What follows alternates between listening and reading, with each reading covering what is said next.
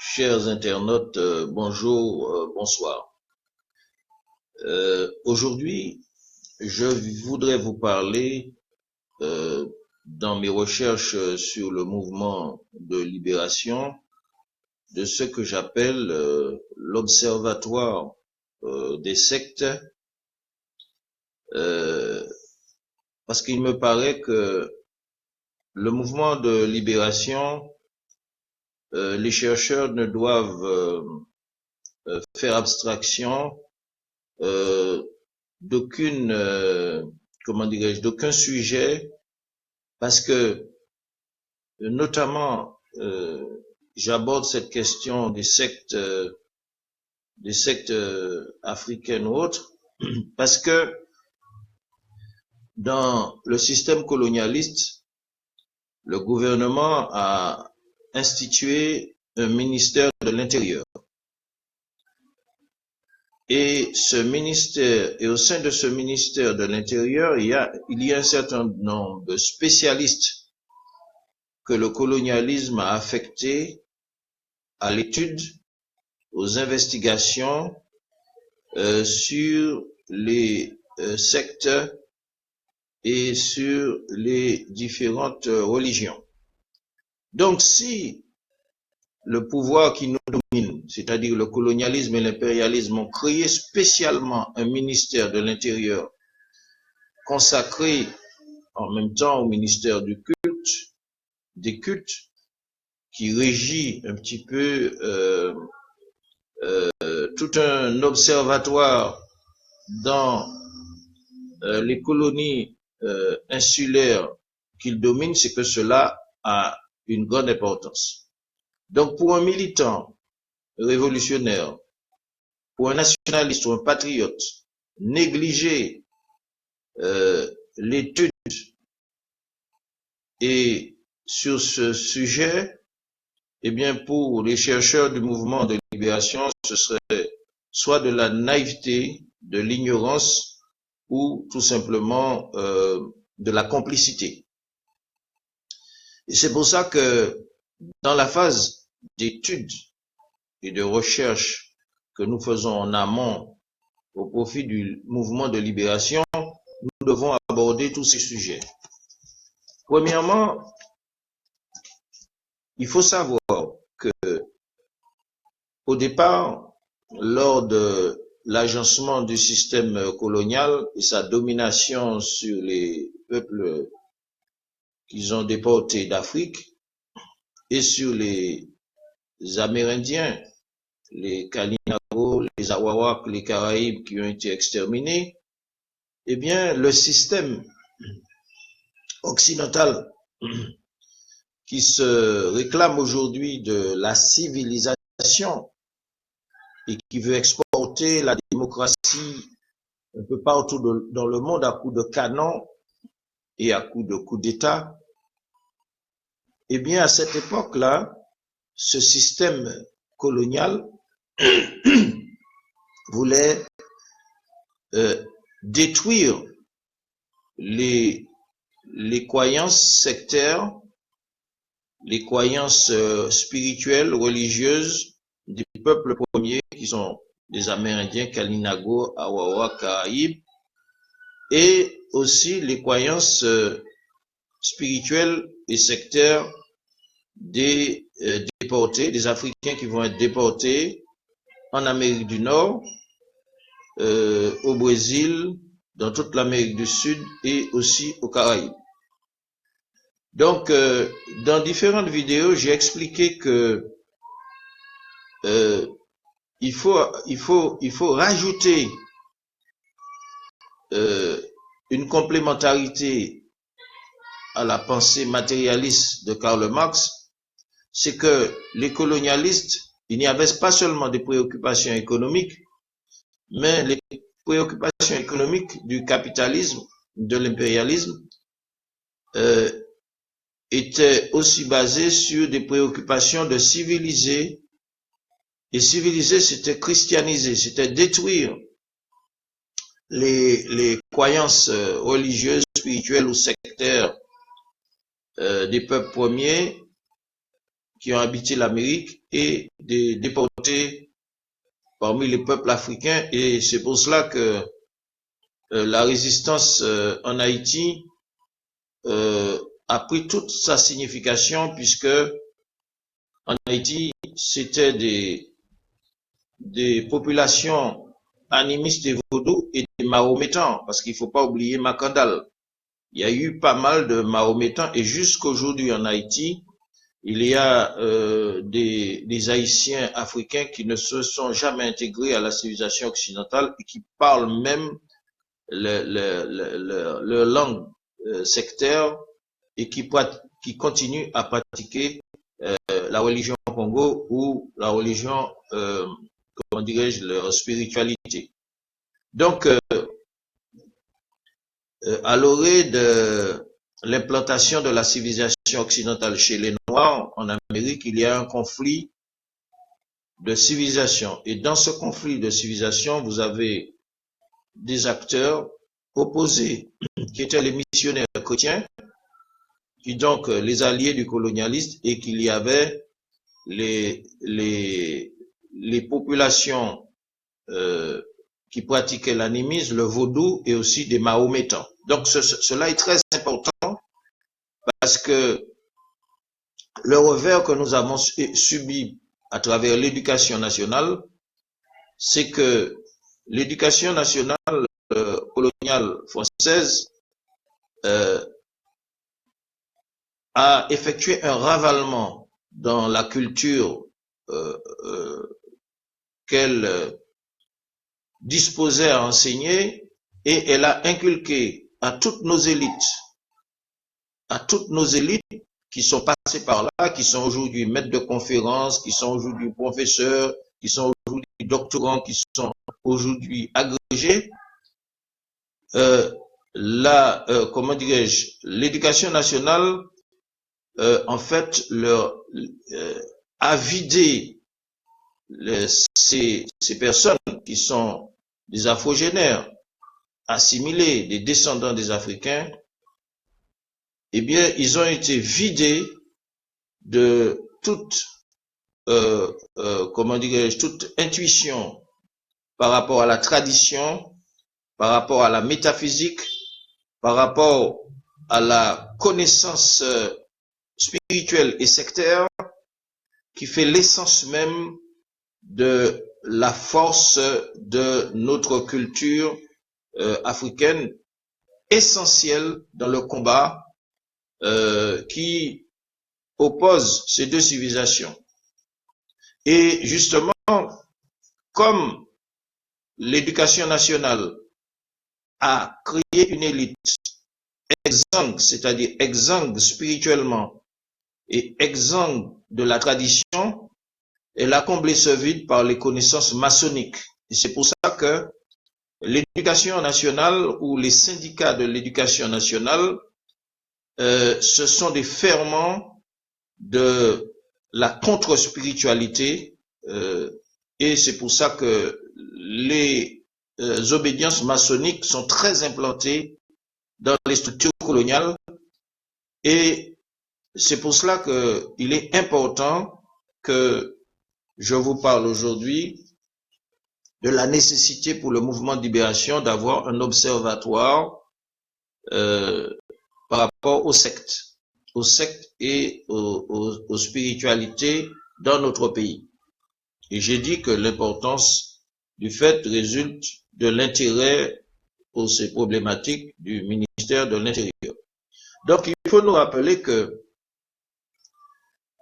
il ne peut y avoir véritablement libération nationale sans désoccidentalisation. Et le processus de désoccidentalisation passe par justement la réappropriation de l'essence même de notre culture nègre, de notre civilisation. Et je suis bien placé pour vous en parler, puisque j'introduis ces notions que j'introduis dans le débat politique. Aujourd'hui, ce sont des notions tout à fait novatrices, parce que nos intellectuels ils n'ont pas reçu, comme certains d'entre nous, une initiation d'Afrique. Donc, ils ne savent pas, quand on parle de ces sujets, ils ne savent pas de quoi on parle. Nos intellectuels ne connaissent pas leurs ancêtres. Ils ne connaissent pas la dimension, comment dirais-je, l'intériorité de leurs ancêtres et leur vision du monde, leur vision cosmique. Eh bien, nos intellectuels, ils vont vous parler de Montesquieu, de Rousseau, de Napoléon, de Descartes, de Victor Hugo et tout ça. Ce sont des gens qui, malgré eux, ont été aliénés. Ils parlent des ancêtres des Français. Lorsqu'ils parlent de Descartes, lorsqu'ils parlent de Rousseau, lorsqu'ils parlent de Montesquieu, lorsqu'ils parlent de Victor Hugo, ils parlent des ancêtres des Européens, dans la méconnaissance des leurs. Et c'est pour ça que je pense que ce débat est important, parce que aujourd'hui, l'impérialisme et le colonialisme qui nous contrôlent et nous dominent travaillent pour l'anéantissement des spiritualités qu'il connaît d'ailleurs, parce que le colonialisme s'est opposé au vaudou et au mahométan. Donc son but dans les Amériques et dans la Caraïbe, c'est d'essayer d'innover dans les universités. On a vu, j'ai parlé des innovations néo-africanistes. Quand je dis néo, pour que les gens puissent comprendre, faussement africanistes, issus de certaines universités de Poitiers et autres, et nous avons certains de ces ressortissants en Martinique, mais qui sont des gens vides spirituellement. Ce sont des gens qui sont tout simplement manipulés par les expériences qu'on fait en laboratoire, la franc-maçonnerie, parce que la franc-maçonnerie travaille sur la négritude, les Amériques, les Antilles-Guyane et le tiers-monde.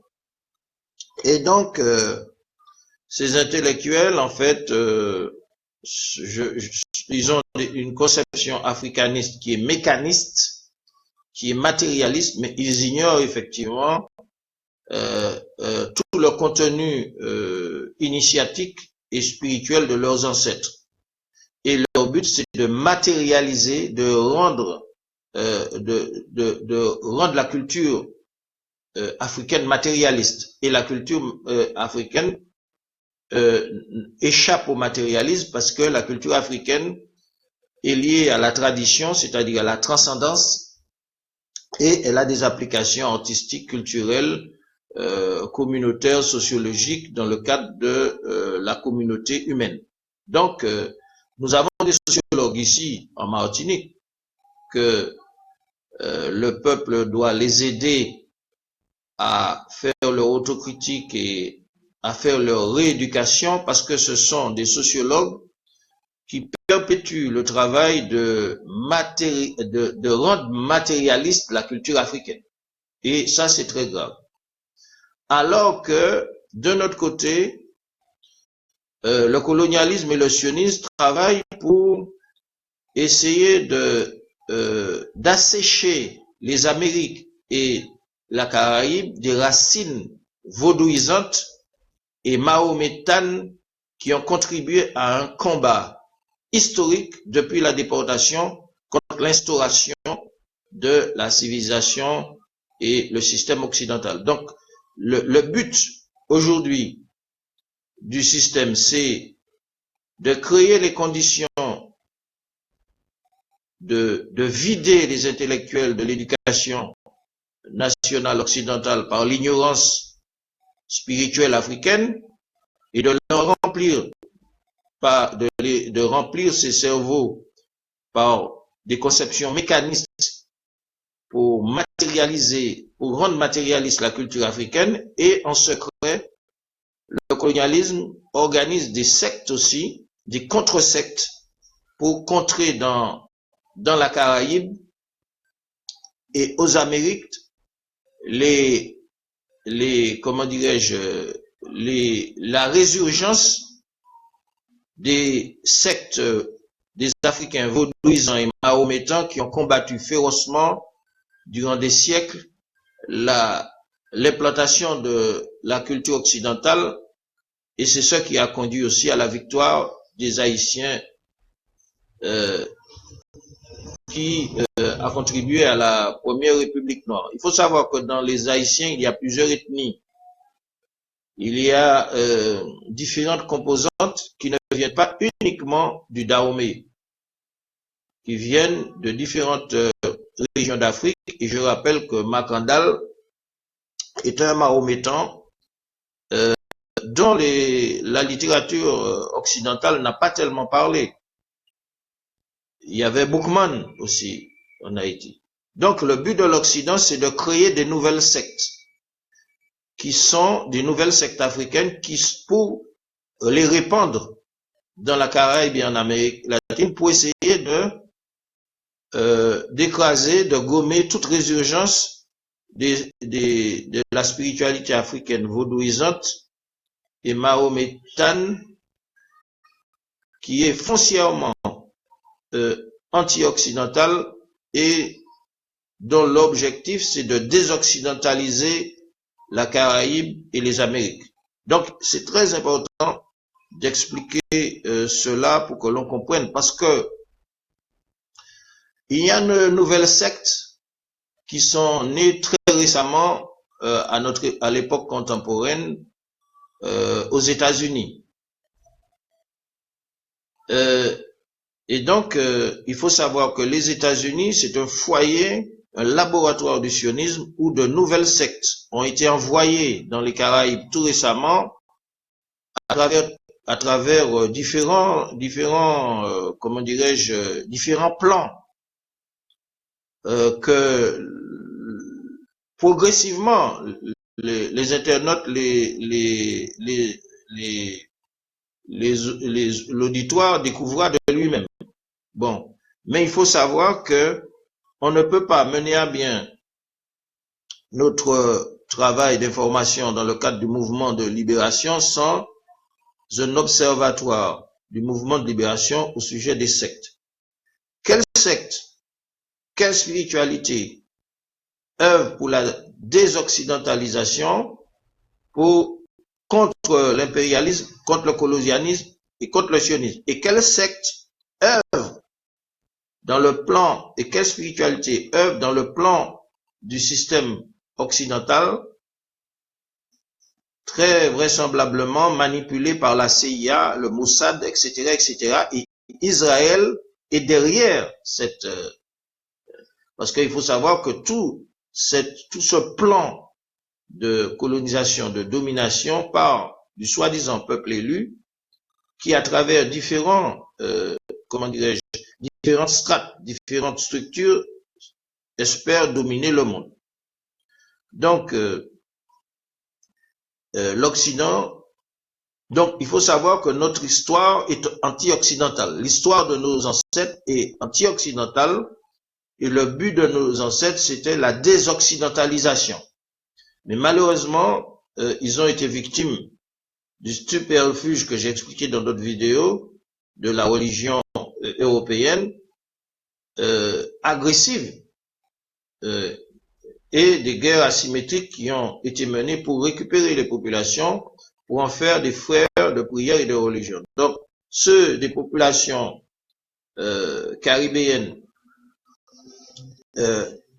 assimilés, aliénés, qui sont devenus des frères de prière et frères de religion des colonialistes, eh bien, pour elles, ils n'avaient aucun intérêt de combattre le colonialisme, puisque le colonialisme était devenu frère de prière et de religion. Donc, il faut bien intégrer ce processus pour comprendre que le double rôle des sectes qui sont pro-impérialistes et des sectes, des spiritualités qui sont anti-impérialistes. Nous devons gérer ça dans le cadre de notre mouvement de libération, et les intellectuels sont carrément ignorants de ces choses-là, puisque vu la formation qu'ils ont reçue.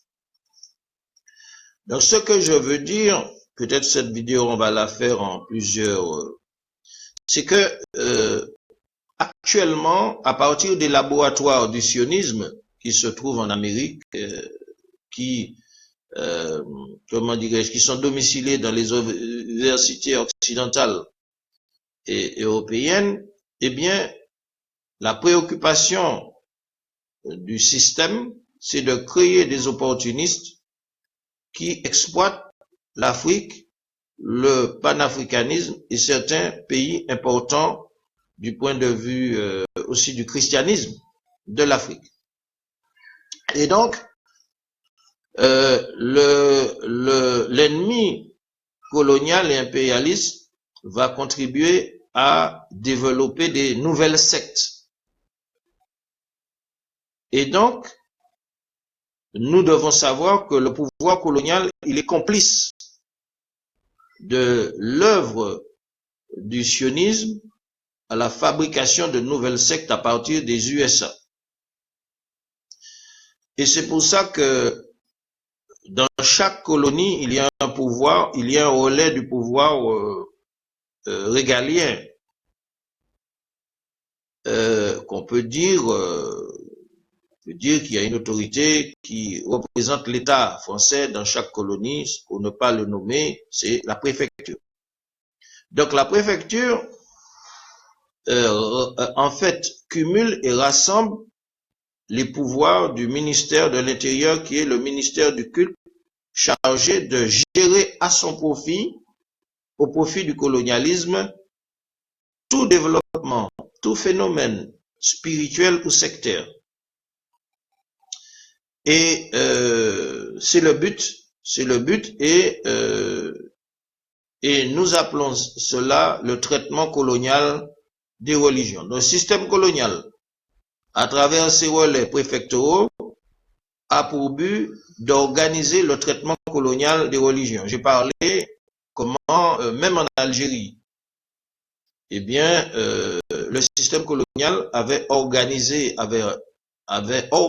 des structures pour prendre le contre-pied du mouvement patriotique algérien et de mobiliser des Algériens de confession qui seront des harkis, c'est-à-dire qui vont lutter contre leur patrie, contre leur nation, du côté des colonialistes français. Donc c'est pour cela qu'il faut comprendre que le traitement colonial des religions, c'est une réalité que nous devons connaître, parce que cette réalité, elle est à l'origine de l'arrangement du monde colonial en Martinique, en Guadeloupe, en Guyane, dans les colonies, à travers cette collusion qu'il y a eu entre les oligarchies esclavagistes et les missionnaires de l'Église aux colonies.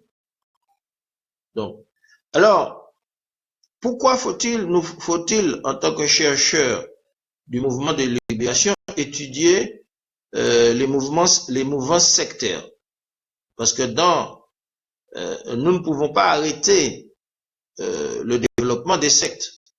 Mais un État a pour but de faire en sorte que de s'approprier en quelque sorte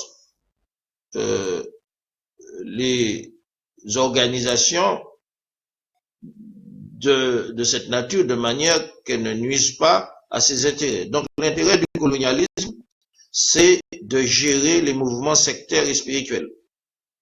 Et l'intérêt du mouvement de libération, c'est de faire en sorte que l'existence des sectes, qu'elles soient haïtiennes, des églises, qu'elles soient les communautés ou les sectes musulmanes qui sont sur le sol national, ne contrarient pas les objectifs de libération nationale, les objectifs patriotiques et les objectifs nationaux. Et c'est pour cela qu'un mouvement de libération doit avoir la capacité, de par ses investigations, de savoir qui est qui fait quoi en matière religieuse ou en matière sectaire.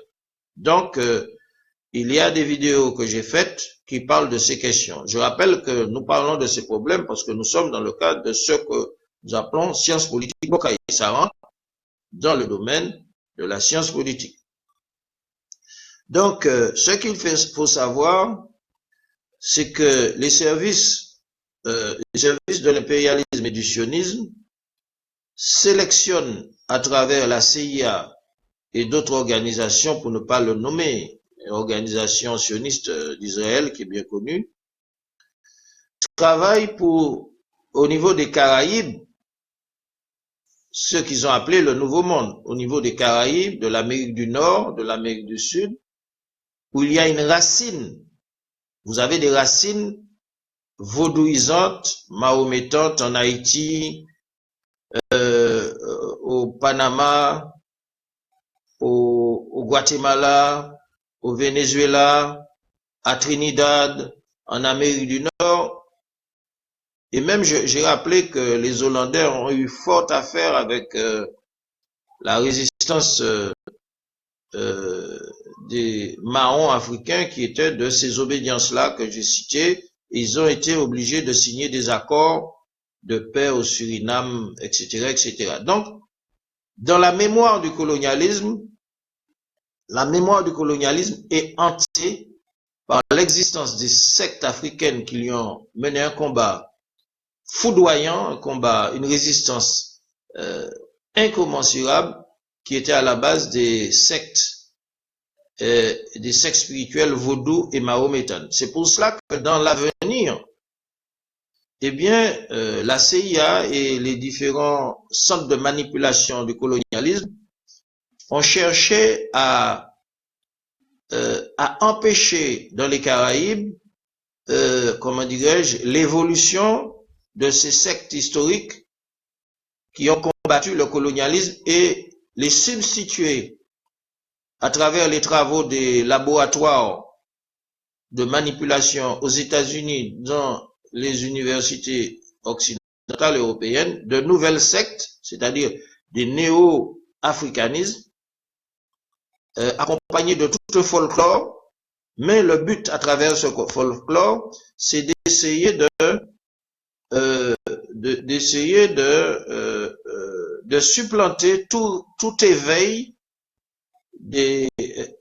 historique des spiritualités africaines comme le vaudou et les mahométans qui sont inconciliables et irréconciliables, et dont le projet est la désoccidentalisation pour véritablement la décolonisation véritable. Et Chavez a bien compris, Hugo Chavez, le martyr Hugo Chavez a bien compris ce phénomène. Et c'est pour cela que Hugo Chavez et comme Maurice Bishop, ils ont été très soucieux que les Rastafari ne soient pas récupérés par la CIA et par le Mossad. Et c'est pour cela que Maurice Bishop, lors de l'invasion de la Grenade, eh bien, il a armé les Rastafari pour les impliquer dans la lutte anti-impérialiste, parce que Maurice Bishop, comme Chavez, n'a jamais voulu que les Rastas soient instrumentalisés par Israël et le sionisme. Donc, Maurice Bishop a subi un échec et Chavez, en tout cas le travail de Chavez concernant les liens entre la Caraïbe, l'Afrique, les peuples afro-descendants et l'Afrique, c'est un travail institutionnalisé qui se poursuit. Et je rappelle que le militant Kémy Séba, justement, fait la jonction entre les différents courants panafricanistes, parce que, effectivement, il faut le dire, eh bien, le colonialisme, à travers l'opportunisme, cherche à se concilier à son profit un panafricanisme, on peut dire, débridé. C'est pour cela que, pour rentrer dans le canon du panafricanisme, pour ne pas se tromper, je pense que la ligne de Kémy Séba, c'est la ligne, la juste ligne. Parce que si on prend certains néo-africanistes que je ne veux pas nommer, certains éléments qui cherchent à restaurer la tyrannie pharaonique et à comment dirais-je, à démolir ce concept de l'unité africaine dans sa diversité civilisationnelle et spirituelle, eh bien, on comprend très bien que c'est le contraire justement du panafricanisme et du projet des États-Unis d'Afrique qui réunit tous les Africains en fonction de leur secte, leur spiritualité, leur civilisation, sans distinction. Et donc, il faut se dire que il y a une démarche de l'impérialisme et du sionisme pour se concilier à travers des sectes opportunistes, le panafricanisme. Et c'est un grand danger au niveau des colonies françaises parce que le critère de référence pour identifier si telle ou telle secte, quelle est la position de telle ou telle secte, c'est que telle ou telle secte est tenue, condition sine qua non d'affirmer sa sincérité, est tenue de soutenir le patriotisme martiniquais, guadeloupéen, guyanais, soutenir le nationalisme guadeloupéen, guyanais, parce que on ne peut pas être en accord au panafricanisme si on ne soutient pas sa patrie et sa nation dans la lutte de libération qu'elle mène pour se libérer de la domination des oligarchies sionistes, ashkénazes et idishophones, des oligarchies foncières, des latifundistes. On ne peut pas dire qu'on va rejoindre, on ne peut pas dire qu'on va rejoindre l'Afrique,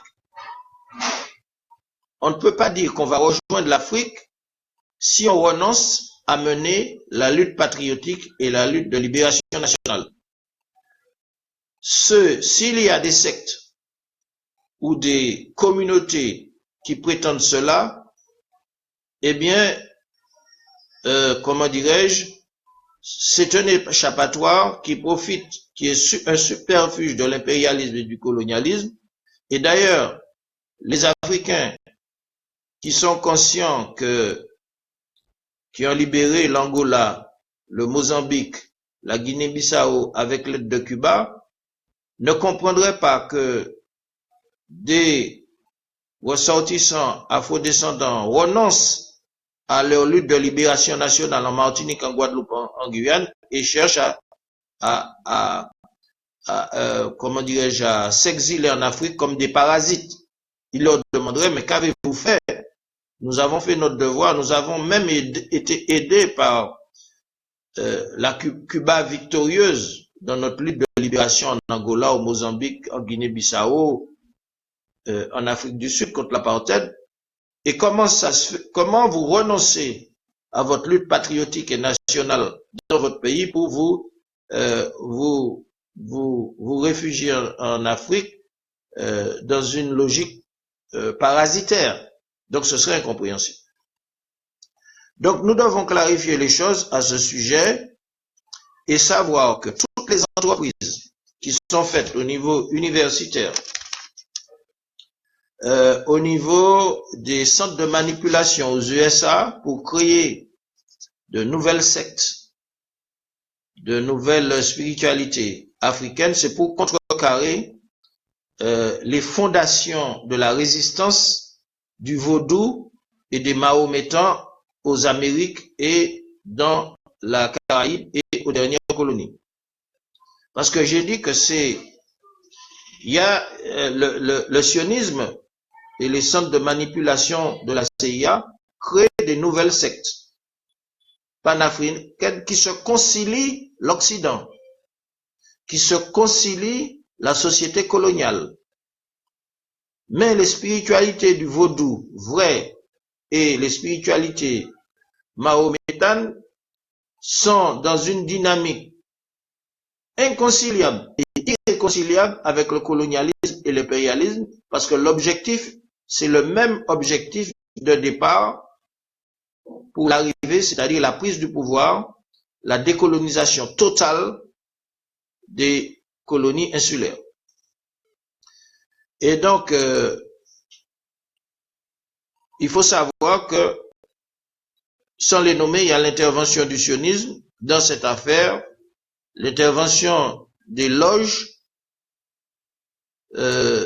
qui sont à l'origine de la création de nouvelles sectes folkloriques. Et il y a un double jeu dans cette manipulation parce que l'Occident a, à un certain moment de l'histoire, a une attitude vis-à-vis des nègres parce que le colonialisme en Europe organisait des expositions coloniales où des Noirs africains, des nègres étaient présentés comme les Indiens d'ailleurs, les Amérindiens comme des objets, comme des oiseaux rares. Et c'était pour amuser la galerie, les Européens, les Français qui n'avaient jamais vu des Noirs, qui les comparaient à des singes. C'était pour montrer que vous, voilà, vous, Européens, vous Français, votre civilisation, vous voyez, vous êtes civilisés par rapport à ces gens-là qui sont des barbares, qui sont des singes. Et c'est la même stratégie que le colonialisme et le sionisme utilisent par rapport aux nouvelles sectes africaines qu'elles créent. Elles leur donnent la possibilité d'être médiatisées. Des groupuscules qui sont médiatisés, mais en même temps, comme elles contrôlent dans le christianisme et dans la civilisation occidentale la majorité de la population, elle permet à des groupuscules en Martinique, en Guadeloupe, en Guyane de se reproduire médiatiquement, mais c'est pour dire au peuple, vous voyez, c'est pas l'Afrique ça. Vous voyez, ce sont des groupuscules qui sont là, regardez-les. Nous sommes bien, vous êtes bien comme ça avec nous. Hein, vous êtes civilisés. Vous êtes bien comme ça avec nous. Regardez-les, ils jouent. Comme on dit. Donc, il faut que le mouvement de libération puisse avoir des éléments clairs sur la position des sectes. Est-ce que ces sectes sont en conformité avec les références patriotiques et nationalistes ou est-ce qu'elles veulent jouer les idiots utiles du système qui, pour faire reculer la conscience africaine de la population, se sert justement des sectes africaines sur les médias pour dire au peuple ce que je dis. Voilà, vous voyez que ce sont des gens, ils sont isolés, ce sont des groupuscules, vous êtes bien comme ça, vous êtes occidentalisés. Bon. Donc, cela est très important. Parce que j'ai rappelé que Maurice Bishop, il a été visionnaire en son temps parce qu'il a compris l'importance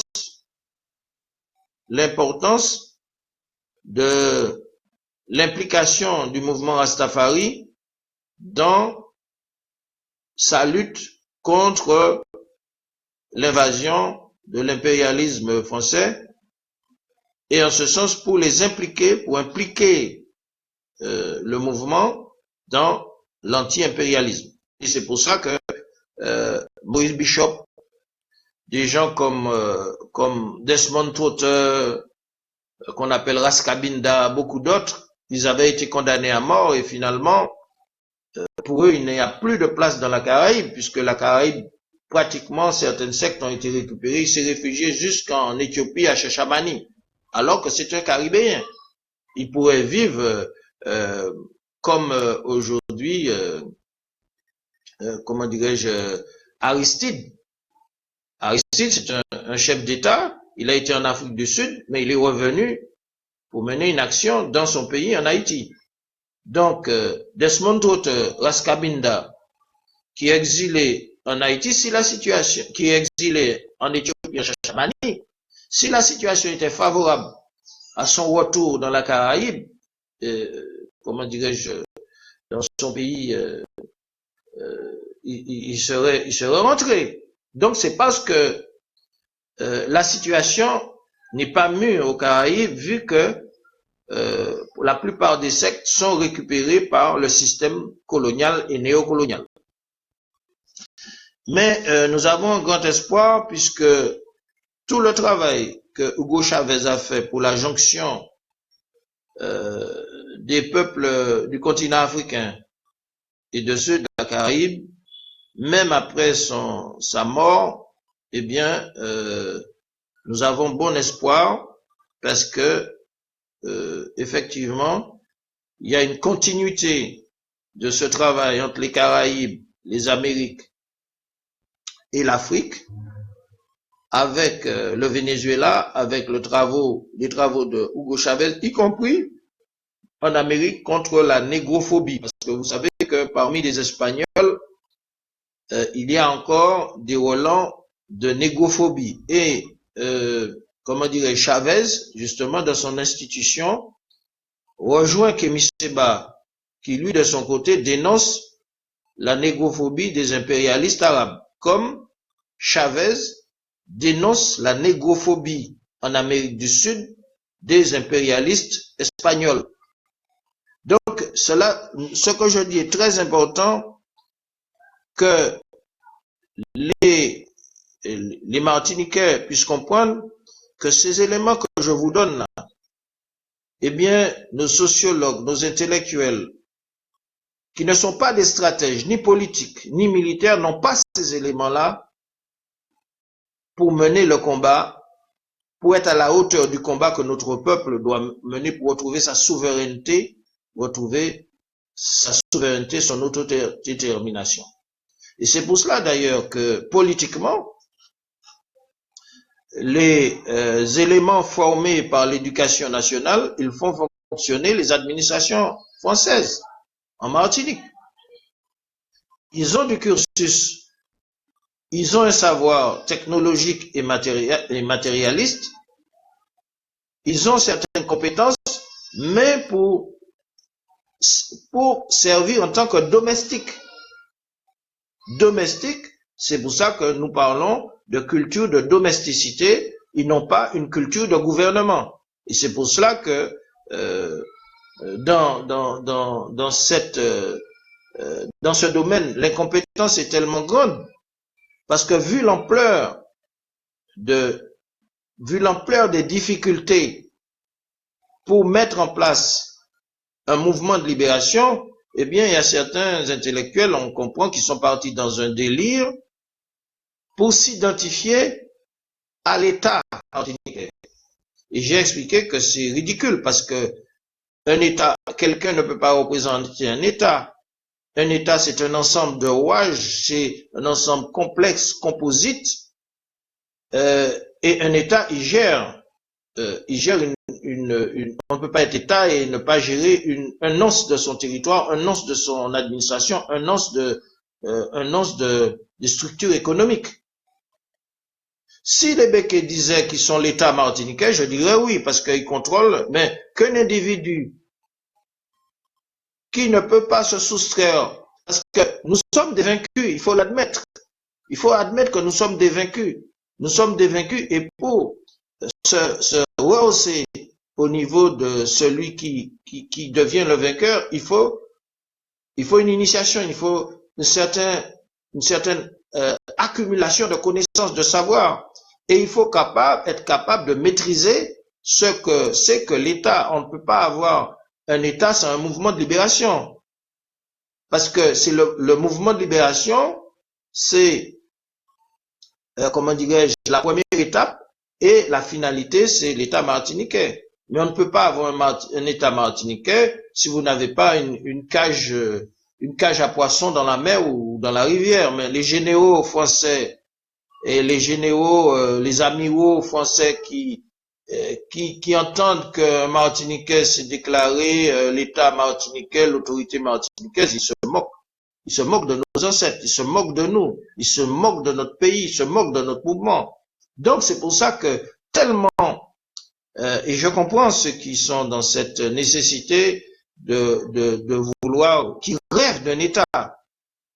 Je comprends, parce que devant la complexité de la situation, eh bien, des individus peuvent devenir fous. Hein? Un colonisé peut devenir fou en disant, bon voilà, je suis l'État, en disant que, mais il faut comprendre que nous sommes, c'est-à-dire l'État, c'est une longue lutte qui a commencé depuis 1848 et qui doit se poursuivre, et que j'ai expliqué que la commémoration de l'abolition, c'était une mascarade, puisque c'est les vainqueurs qui fêtent leur victoire et que les vainqueurs nous ont substitué pour célébrer leur victoire, et que s'ils défilaient ce jour du 22 mai avec leurs chars, avec leurs avions, avec leurs régiments, nous aurons bien compris que nous sommes les vaincus et qu'il n'y a pas de victoire à fêter, et il faudra continuer la lutte jusqu'à la victoire finale. Bref. Mais pour revenir à ce que je disais tout à l'heure, c'est que, puisque je parlais d'un mouvement de libération, doit identifier dans un pays les spiritualités et les sectes qui sont patriotiques ou antipatriotiques. Donc je disais que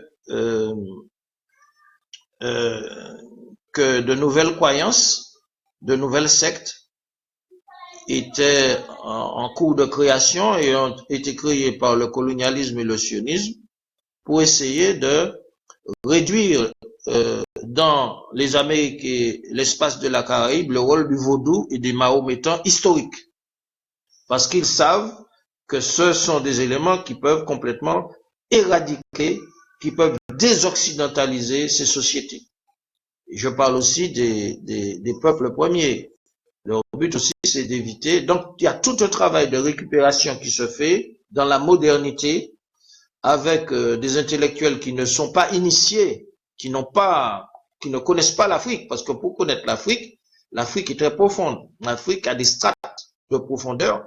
Et celui qui parle de l'Afrique comme à travers des élucubrations, eh bien, il est très loin de la réalité africaine. Et on se sert de ces élucubrateurs, de ces éléments qui traversent folkloriquement l'Afrique pour les récupérer comme des idiots utiles. Et c'est très important parce que quand je parle de l'Observatoire des sectes et des religions qui sont venus des USA, c'est parce que il y a une manipulation du sionisme, de l'impérialisme. Et nous, en tant que, nous ne sommes pas l'ami d'Israël. Nous ne sommes pas l'ami d'Israël, ça veut dire que nous considérons tout être humain, les juifs, les chrétiens, ou tout être humain comme nos semblables. Mais je parle du sionisme. Du sionisme, nous ne sommes pas l'ami d'Israël sioniste. Et je veux faire savoir que dans la diaspora, dans les Antilles, le sionisme s'est engouffré dans la brèche de la récupération des sectes depuis l'utilisation des falachas d'Éthiopie. Il y a une propagande qui a été faite à un certain moment lorsque Israël s'est trouvé isolé par rapport aux luttes de libération du tiers-monde, et surtout de par l'émergence de Frantz Fanon comme le leader qui avait été nommé comme leader des peuples, leader du GPRA. Donc Frantz Fanon a contribué à faire l'union entre les peuples orientaux et les peuples africains. Et donc Israël s'est trouvé isolé, et par la suite il y a une propagande d'Israël pour créer de nouvelles sectes, de nouvelles spiritualités. Et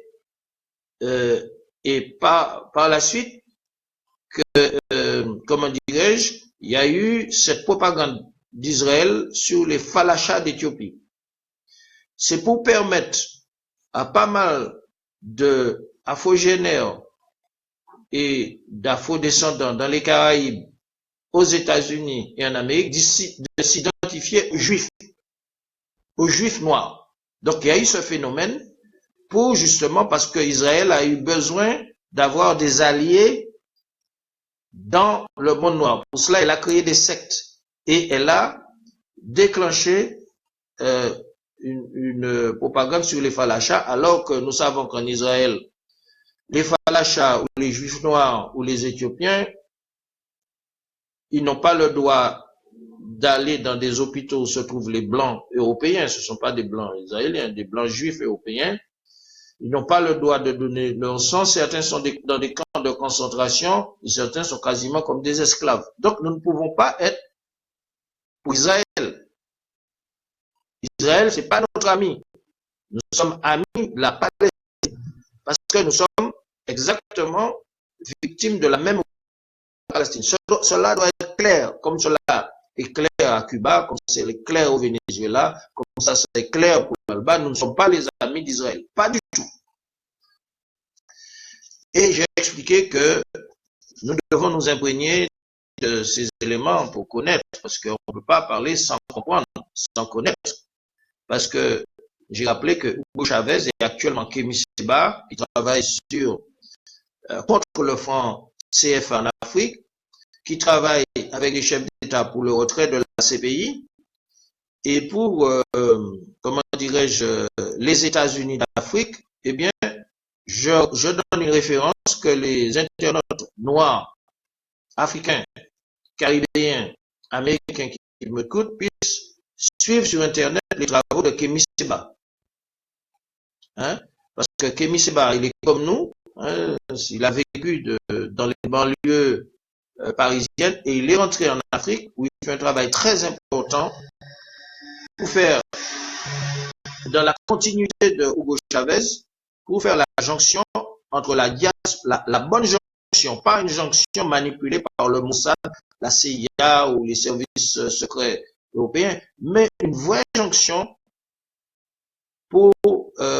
entre les afro-descendants et leur ascendance en Afrique. Hein, leur ascendant en Afrique. Donc je crois que c'est très important, la propagande, mais je demande à ce que les gens qui me suivent puissent aussi se référer aux travaux de Kémy Séba sur Internet. On voit ces vidéos et que voilà. Et nous allons poursuivre sur ce sujet-là, mais il y a des choses à se rappeler, que le vaudou représente un grand danger. Le vaudou et les mahométans historiques qui ont mené une lutte pour déraciner le colonialisme occidental en Haïti et dans la Caraïbe et aux États-Unis, ils représentent un grand danger pour le système colonial. Et le système colonial, comment dirais-je, veut empêcher la résurgence du vaudou et des mahométans dans la région parce que c'est un grand danger pour la continuité de la domination culturelle, mentale, de l'aliénation occidentale. Et c'est pour cela que le colonialisme œuvre en même temps pour une sionisation de la société. Donc, on peut pour parler de décolonisation, il faut parler de désoccidentalisation et aller vers la désionisation des médias. Parce que les médias, l'éducation nationale, comment dirais-je, toute l'information occidentale contribue à la sionisation de la société. Et que beaucoup d'intellectuels et de politiciens, disons, aliénés au système maçonnique, au système Jules Ferrien, au système chelchérien, au système luciférien, eh bien, en fait, ils contribuent à développer l'influence occidentale dans les colonies insulaires. Et c'est ce qui explique la néocolonisation. C'est ce qui explique la CTM, la collectivité territoriale martiniquaise. C'est ce qui explique les instances collégiales mises en place par le système en Martinique, en Guadeloupe, en La Réunion et en Guyane. Et c'est ce qui explique que à chaque fois qu'il y a une déstabilisation de l'échiquier politique en France, eh bien, nos élus collaborateurs et opportunistes réagissent pour sauver les partis républicains de droite et de gauche. Donc il faut bien comprendre ça parce que nous sommes dans une phase de conscientisation et d'information du mouvement pour donner une conscience de libération nationale et que nous devons intégrer ces paramètres parce que sinon nous serons convaincus de lutter contre le colonialisme, mais nous serons comme Don Quichotte en train de lutter contre des moulins à vent parce que nous ne comprenons pas ce qui se passe. Donc, il y a une sionisation, il faut dire, il y a une franc-maçonnisation, une sionisation de l'élite politique et intellectuelle martiniquaise, et c'est pour ça que je fais honneur aux francs-maçons nationalistes martiniquais, parce qu'il y a des francs-maçons nationalistes martiniquais, guadeloupéens et guyanais qui, à l'instar de José Marti, veulent contribuer vraiment à une désoccidentalisation des loges et une désionisation des loges. Et c'est une condition sine qua non de faire avancer la révolution martiniquaise. Donc c'est pour cela que j'ai attiré votre attention sur le problème sectaire, parce que le problème sectaire ne doit pas, le problème sectaire et spirituel, on ne doit pas laisser ce problème sous le contrôle des instances régaliennes de l'État colonial. Le mouvement de libération aux Antilles-Guyane doit avoir un observatoire de sorte qu'il puisse influencer les sectes et influencer les communautés, qu'elles adhèrent au patriotisme et à la lutte du peuple guadeloupéen, martiniquais, guyanais, réunionnais, mahorais, et qu'elles s'opposent à cette, comment dirais-je, elles s'opposent à ce guêpier, puisque le système colonial, lui aussi, cherche à s'approprier des sectes dans le sens de ses intérêts, dans le sens de sa domination, pour faire des sectes et des religions ce que Karl Marx appelait l'opium des peuples. Donc, je rappelle que je suis un initié de l'Afrique. Hein, j'ai vécu au profond de l'Afrique et j'ai reçu ma formation des vieux. Et en Afrique, on vous dit que quand un vieux meurt, c'est une bibliothèque qui disparaît.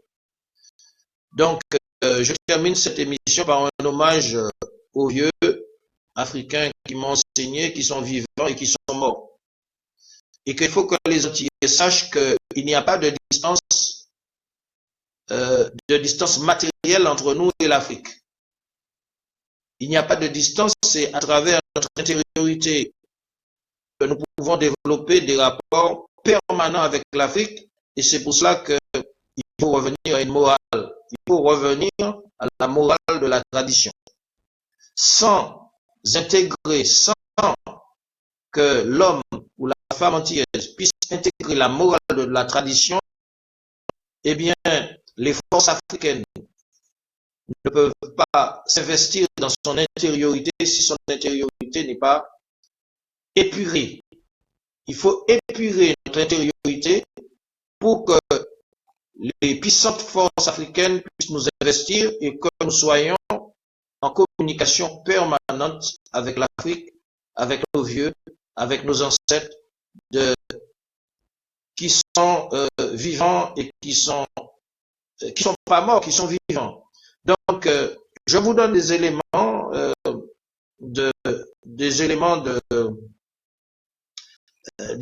pour vous mettre la puce à l'oreille que notre combat, ce n'est pas un combat matérialiste, parce que nous devons reprendre le flambeau de nos ancêtres avec les connaissances dont ils disposent, que normalement nous devrions hériter.